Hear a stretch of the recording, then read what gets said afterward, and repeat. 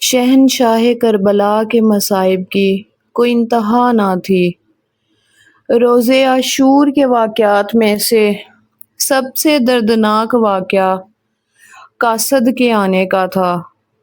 میں ملکہ فراق be be Sughra, امام کی بچھڑی بیٹی، جسے آپ مدینہ میں چھوڑ آئے تھے، جو اپنی پاک دادی بی بی فاطمہ الزہرا علیہ السلام کی ہم نام تھیں۔ جس وقت امام مظلوم نے مدینہ طیبہ کو خیر باد کہا تو اس وقت آپ بہت بیمار تھیں۔ جب سے شہنشاہ کربلا نے مدینہ چھوڑا تھا تو ملکہ فراق بی بی کا یہ معمول ہوتا تھا، صبح ہوتے ہی گھر کے دروازے کے پیچھے آ بیٹھتی تھیں کہ شاید کوئی آ کر مجھے پاک بابا اور میرے بھائی ہم شکل پیغمبر علی اکبر کا حال سنائے، کہیں سے خیر کی کوئی خبر آئے، شاید آ ہی جائے کوئی خبر۔ صبح سے لے کر غروب آفتاب تک دروازے پر تشریف فرما رہتی۔ جس وقت سورج غروب ہو جاتا تو پاک نانی کے روتے ہوئے پاک نانی کو آ کر بتاتی کہ نانی آج بھی کوئی اطلاع نہیں آئی، آج بھی کوئی خیر کی خبر نہیں آئی۔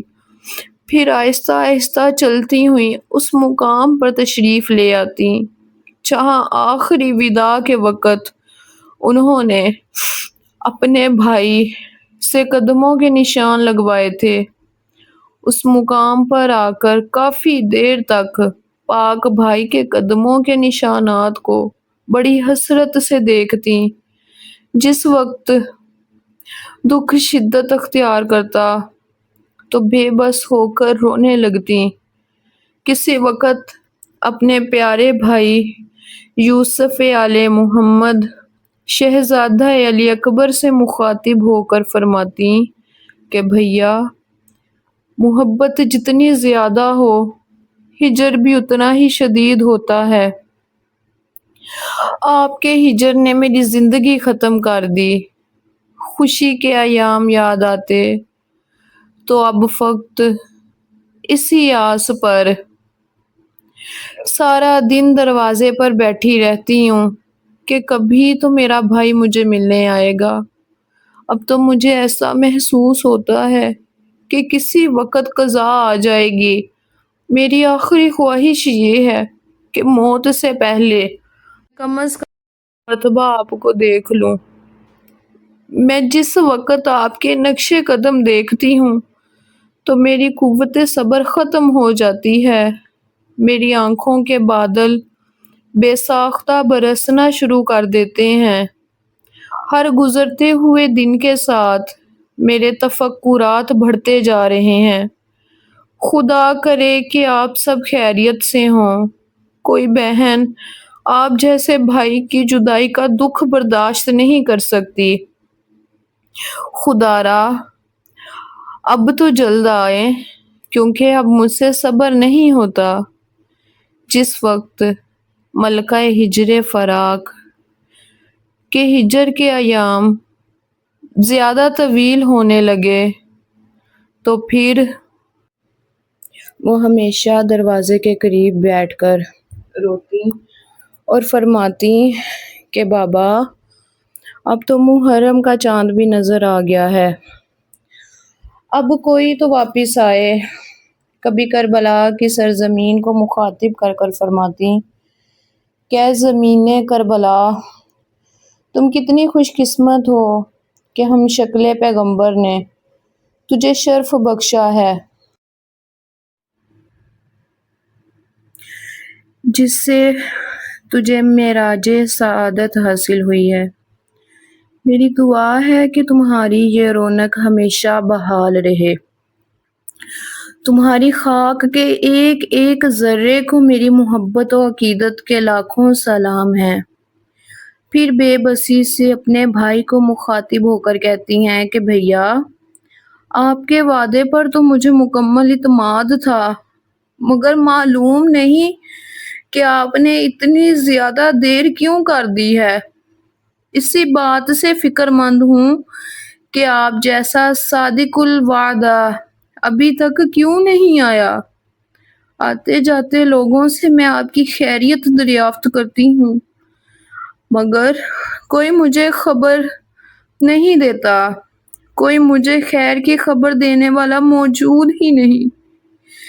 ایک احساس یہ بھی ہے کہ جس طرح میں آپ کے بغیر اداس ہوں، اسی طرح آپ بھی تو میرے بغیر بہت اداس ہوں گے۔ میں تو ہر وقت آپ کو یہی دعا دیتی ہوں کہ خدا آپ کی جوانی کو نگاہ قائم و بد دائم سے رکھے۔ ہمیشہ محفوظ رہیں اور ہمیشہ اپنے بابا کے ساتھ آباد رہیں۔ میرا نحیف وجود آپ سے ملنے کی حسرت میں پگھل رہا ہے، اور دل میں یہ حسرت ہے کہ کاش میں آپ کی شادی کی رسمیں ادا کرتی، سحروں سے آراستہ پیشانی چومتی۔ جس وقت محرم کا چاند نظر آیا تو پاک بی بی کا رونا گریا بڑھ گیا۔ دن رات روتے ہوئے کہتی کہ جب سے محرم کا چاند نظر آیا ہے میری روح زیادہ اداس ہو گئی ہے۔ بہت کوشش کے باوجود میرے آنسو ہیں کہ رکنے کا نام ہی نہیں لیتے۔ کوئی چیز کھانے پینے کو جی نہیں چاہتا۔ مجھے اپنے احباب کی فکر کھائے جا رہی ہے، اور اب تو اکثر قبر نبی صلی اللہ تعالی علیہ وآلہ وسلم کی سے رونے کی آواز سنائی دیتی ہے۔ آخر کار جب روز عاشور کا سورج طلوع ہوا تو ملکہ ہجر بی بی سغرا صبح سے ہی پاک نانا صلی اللہ تعالی علیہ وآلہ وسلم کی مزار اقدس پر تشریف لے گئیں۔ رو رو کر عرض کی کہ پاک نانا، آج ہمارا دل بہت اداس ہے، مگر یہ معلوم نہیں کہ اس اداسی کی وجہ کیا ہے۔ جس وقت دن کا پہلا پہر ختم ہوا تو ملکہ ہجر و فراق بی بی روتی ہوئی پاک نانی یعنی حرم رسول صلی اللہ تعالی علیہ وآلہ وسلم کے پاس تشریف لے آئیں اور ان کی جھولی میں سر رکھ کر رونا شروع کر دیا۔ انہوں نے لاکھ تسلیاں دیں، مگر ان کے رونے میں اضافہ ہوتا گیا۔ پاک نانی نے ان سے رونے کی وجہ پوچھی تو فرمایا کہ نانی اماں ابھی کچھ دیر پہلے اپنے نانا پاک صلی اللہ تعالی علیہ وآلہ وسلم کے روضے پر دعا مانگنے کے لیے گئی تو چند لمحوں کے لیے میری آنکھ لگ گئی۔ اسی دوران میں نے ایک ڈراؤنا اور درد انگیز خواب دیکھا ہے کہ جس سے میری روح تک لرز گئی۔ میں بیان نہیں کر سکتی کہ میں نے اپنے پاک بھائی شہزادہ علی اکبر کو زین فرش پر اس حالت میں اڑتے دیکھا کہ ان کی ریش اتھر ہنائی ہو چکی تھی، ان کا سینہ سرخ تھا۔ ان کی اس کیفیت نے میرے جگر کو زخمی کر دیا۔ نانی اماں، پھر میں نے دیکھا کہ میرے بھائی کی لاش خیام میں لائی گئی ہے۔ ان کے سینے میں ایک گہرا زخم تھا جس سے خون نکل رہا تھا۔ آپ دعا کریں کہ خدا کرے میرا یہ خواب غلط ہو اور مجھے میرا بھائی زندہ سلامت مل جائے۔ حرم رسول صلی اللہ تعالی علیہ وآلہ وسلم نے بی بی سلمہ کا نام ہے پیار کیا اور تسلی دی، مگر دل کی بے چینی بڑھتی گئی۔ کچھ دیر کے بعد معظمہ بی بی نے فرمایا کہ نانی اماں مجھے کاغذ اور قلم اور دوات دیں، میں اپنے بابا پاک کو خط لکھنا چاہتی ہوں۔ نانی ام المؤمنین اور دادی پاک ام العباس نے پاک دختر کو تسلی دینے کے لیے قلم دوات اور کاغذ پیش کیا۔ انہوں نے بابا پاک اور بھائی کے نام ایک خط تحریر فرمایا جس میں انہوں نے اپنے دکھوں اور ہجر و فراق کی درد انگیز کیفیت لکھی۔ جس وقت انہوں نے اپنا خط مکمل کر لیا تو اس کے بعد خط لے کر گھر کے دروازے پر بیٹھ کر رونا شروع کر دیا۔ آہستہ آہستہ روتی جا رہی ہیں۔ واضح رہے کہ گھر اطہر کا دروازہ مسجد نبوی میں کھلتا تھا اور اس مسجد میں شہنشاہ انبیاء صلی اللہ تعالی علیہ وآلہ وسلم کی مزار اقدس تھی، مگر بی بی وہ خط اٹھا کر دروازے پر آئیں اور جد اطہر صلی اللہ تعالی علیہ وآلہ وسلم سے مخاطب ہو کر عرض کرنے لگیں کہ نانا، آج میرا دل اپنے بھائی کے لیے بہت اداس ہے۔ میں اپنے ہجر و فراق کی داستان اس خط میں لکھ کر انتظار کر رہی ہوں کہ کوئی قاصد ایسا ہو جو میرا یہ خط میرے پاک بابا تک پہنچائے۔ اب آپ ہی کوئی انتظام کریں۔ رسالت مآب صلی اللہ تعالی علیہ وآلہ وسلم کی مزار اقدس کی زیارت کو ایک عربی جوان آیا۔ اس نے جب یہ گریہ سنا تو متاثر ہوا کہ اسے مزار اطہر کی زیارت بھول گئی اور اس نے بھی رونا شروع کر دیا۔ پھر جب اسے علم ہوا کہ یہ گریہ کرنے والی پاک مستور شہزادہ علی اکبر کی پاک بہن ہے تو وہ روتا ہوا در اطہر پر حاضر ہوا۔ اس نے روتے ہوئے مغموم آواز کے ساتھ صدا دی کہ اے اہل بیت نبوت، اے رسالت کا مرکز و خاندان، آپ پر سلام ہو۔ میں صحرا کا باسی ہوں اور کربلا جانے کا ارادہ رکھتا ہوں۔ اگر میرے لائق کوئی خدمت ہو تو غلام حاضر ہے۔ یہ قاصد یہ کوئی عرب کے رہنے والا عام آدمی نہیں تھا بلکہ ہادیہ عرب کے موکلین میں سے ایک فرشتہ تھا کہ جسے شہنشاہ انبیاء نے حکم فرمایا تھا کہ تو نے یہ خط فوراً کربلا معلیٰ پہنچانا ہے۔ اس کا ایک ثبوت یہ ہے کہ مدینہ سے کربلا معلیٰ تک کا فاصلہ کم و بیش 1238 کلومیٹر اور نقل و حمل کے ذرائع بھی اس قدر تیز نہیں تھے کہ جیسے آج ہیں۔ ناموافق حالات میں صحرائی سفر ویسے بھی مشکل ہوتا ہے۔ ان تمام باتوں کو مد نظر رکھتے ہوئے یقین سے کہا جا سکتا ہے کہ ایک پہر یا چند گھنٹوں میں مدینہ سے کربلا معلیٰ خط پہنچانا ایک بشر کے لیے محال بلکہ ناممکن ہے۔ پاک خاندان کا فرمان ہے کہ ملائکہ ہمارے بھی خادم ہیں اور ہمارے محبوبوں کے بھی خادم ہیں،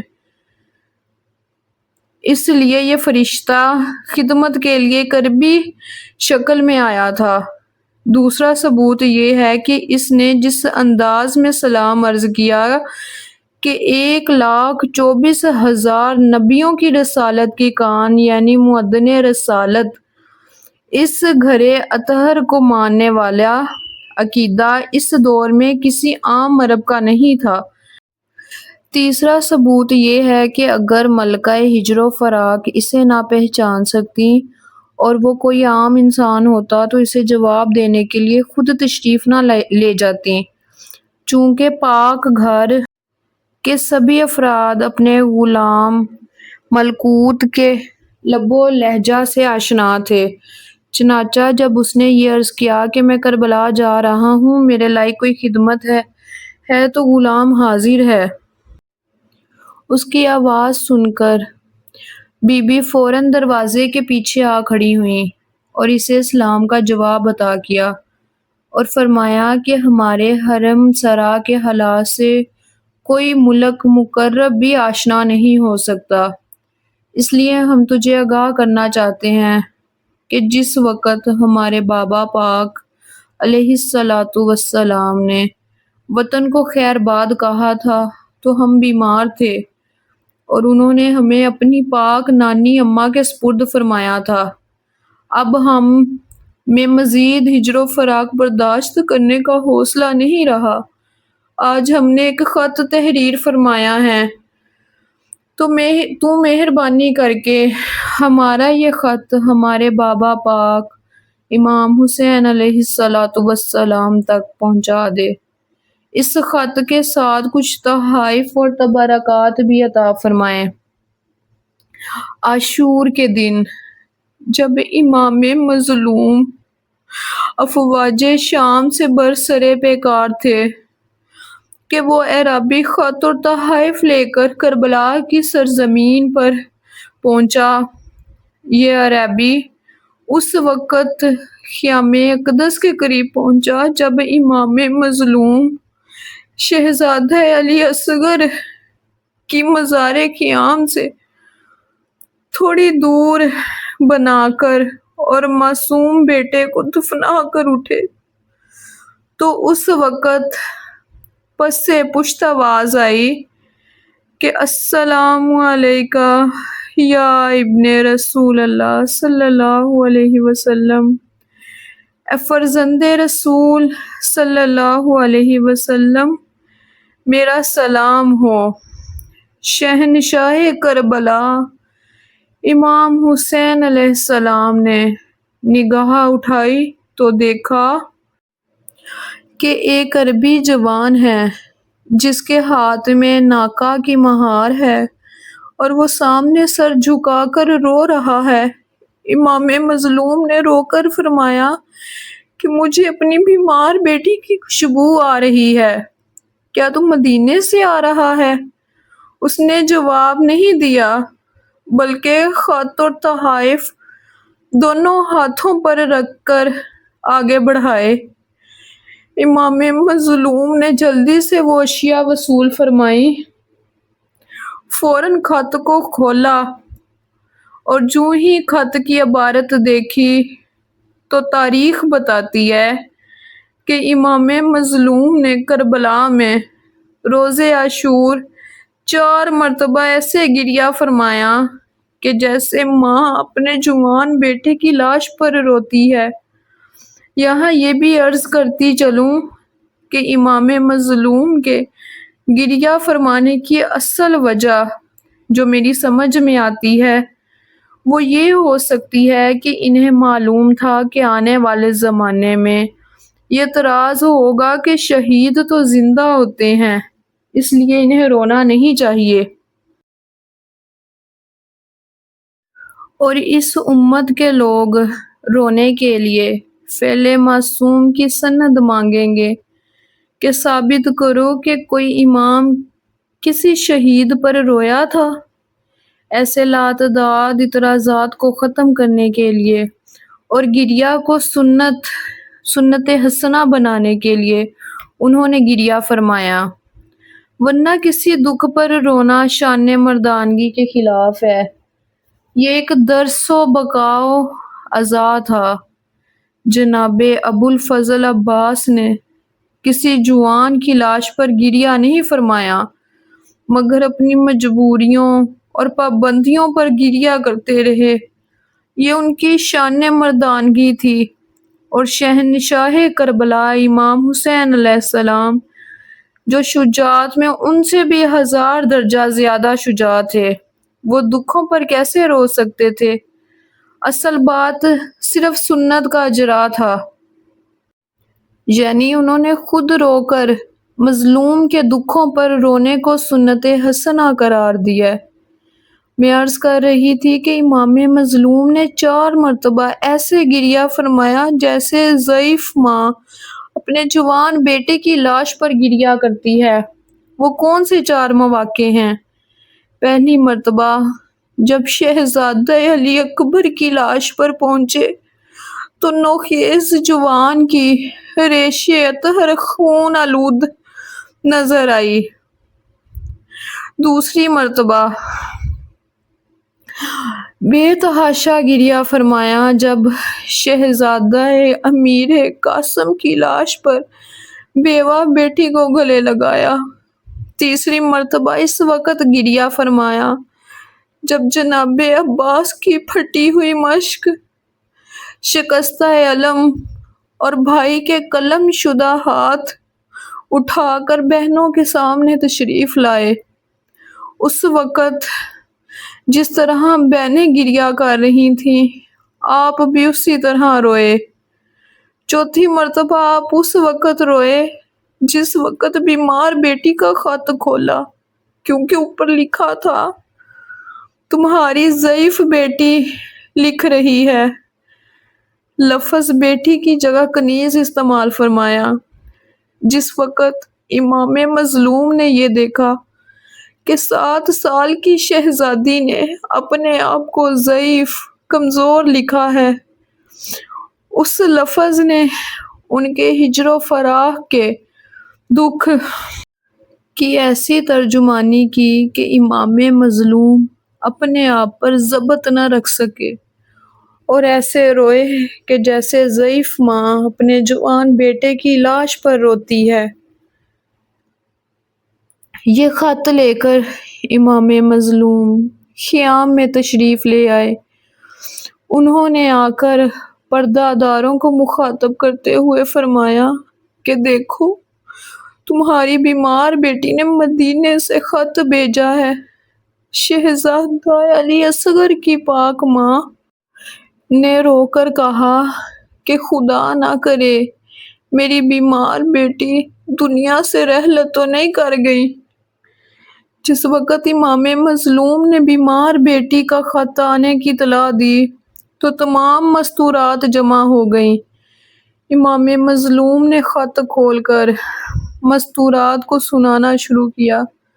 لکھا تھا میں نے خواب میں کربلا کے مناظر دیکھے ہیں۔ اس صحرا کی خاک مجھے خون آلودہ نظر آئی ہے۔ میں نے اپنے پاک بھائی شہزادہ علی اکبر کو خاک پر مسند نشین دیکھا ہے، جس سے میری روح تک لرز اٹھی ہے۔ دعا کرتی ہوں کہ آپ سب ہمیشہ سلامت رہیں۔ بھیا مجھے ایسے ڈراؤنے خواب دکھائی دیتے ہیں کہ جن کی تعبیر سمجھ میں نہیں آ رہی۔ کبھی میں دیکھتی ہوں کہ آپ نیزوں اور تلواروں میں گھرے ہوئے ہیں، کبھی خواب میں مجھے ایک نورانی باغ دکھائی دیتا ہے جس کا ہر پھول خون آلودہ ہے، کلیاں مرجھائی ہوئی اور پابند سلاسل نظر آتی ہیں۔ پھر میں دیکھتی ہوں کہ میری پاک جدہ طاہرہ ملکہ عالمین صلی اللہ علیہ وآلہ وسلم کی پیاری بیٹی اس باغ میں برگو برگ ہو جانے والے پھولوں کو چن چن کر رو رہی ہیں۔ اللہ مجھے ان خوابوں کی تعبیر بتائیں اور اگر ہو سکے تو جلدی لوٹ آئیں تاکہ میرے قلب مضطر کو قرار نصیب ہو۔ اس کے بعد امام مظلوم نے وہ تحائف کھولے کہ جو بیمار مدینہ نے بھیجے تھے۔ ان میں سب سے پہلے شہزادہ علی اصغر کی کئی قمیصیں تھیں جن کے بارے میں لکھا تھا کہ یہ قمیصیں میں نے اپنے ہاتھوں سے تیار کی ہیں، میرے معصوم بھائی کو ضرور پہنانا۔ اس وقت امام مظلوم نے شہزادہ علی اصغر کی مزار کی جانب دیکھ کر روتے ہوئے فرمایا کہ میرے معصوم لال، آؤ دیکھو کہ آپ کی بہن نے آپ کے لیے کیسے خوبصورت تحفے بھیجے ہیں۔ خط پڑھ کر سنایا گیا۔ اس وقت مستورات میں اس قدر گریہ ہوا کہ کسی شہید کی لاش پر نہیں ہوا تھا۔ اس کے بعد امام مظلوم نے جواب تحریر کرنے کا ارادہ فرمایا اور اسی خط کی پشت پر شہنشاہ کربلا نے جواب لکھا کہ بیٹی میری مجبوری ہے، میں تفصیلات بیان نہیں کر سکتا کیونکہ میرے پاس اتنا وقت نہیں ہے، صرف اتنا لکھ سکتا ہوں کہ ہم نے اپنی زندگی پر موت کو ترجیح دی ہے اور کل آپ کے بڑے بھائی تمام محظورات عصمت کے ساتھ کوفہ اور پھر شام چلے جائیں گے۔